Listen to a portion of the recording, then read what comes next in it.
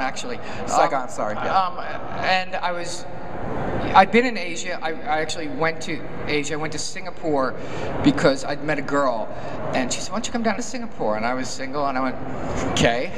And that didn't really work out, so I kept traveling. And so I was in Saigon, and I was wandering around Saigon. I'm going, what am I doing here? Where is Saigon? I don't get it. I'm not. And so a young kid just came up to me, on a scooter and said, "Where are you going?" "Nowhere." "I'll give you a ride." "No." "I'll give you a ride." "No." And so we had this little back and forth. So finally I said, "How much?" And because, $2.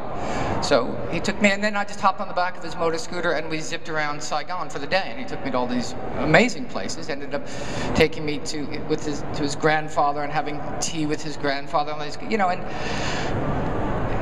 First, when I climbed on the back of the bike, I kind of go, well, this is really kind of stupid. No one in the world knows where I am. I don't know who this kid is. I don't know but I think when you follow your instincts, you have a pretty good idea of where danger is. I mean, I've traveled lots of places, and I think at one time I felt in danger. I was on a street in Harare in Africa, and I kind of went, I shouldn't be on this street. But I think that's the only time I've ever sort of felt the trouble. I was just, there's such propaganda, I think, about what's safe and not safe in the world. I was just in Sudan, which everyone hears, Sudan, my God, what do you do? Are you crazy?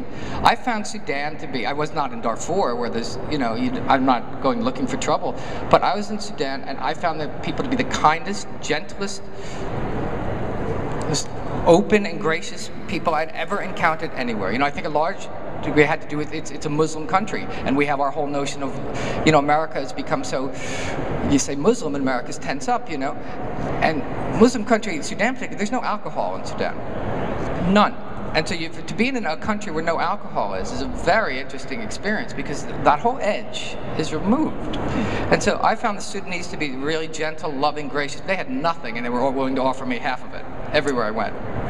And so I came, and I was afraid to go to Sudan. I mean, I went for an article that I was writing, and I did not want to get on the plane. I just had these, visions of calamity, and I've got children. I said, what am I doing going to Sudan? This is crazy. And I went there, and I was like, wow, this is a wonderful place. Were they curious about you?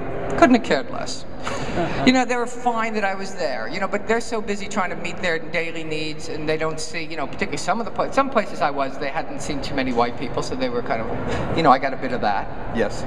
Which is lovely, and the kids are very, like kids are everywhere. Kids are curious and open and lovely, and so, but I have no idea how many prejudices I have in the world until I go in the world and I realize I have these prejudices. I think I'm broad-minded and liberal, and then I go somewhere and I realize I'm so uptight. I took my son to Morocco a few years ago, to the Sahara, and people were like, "You're taking your son to Morocco? Are you crazy?"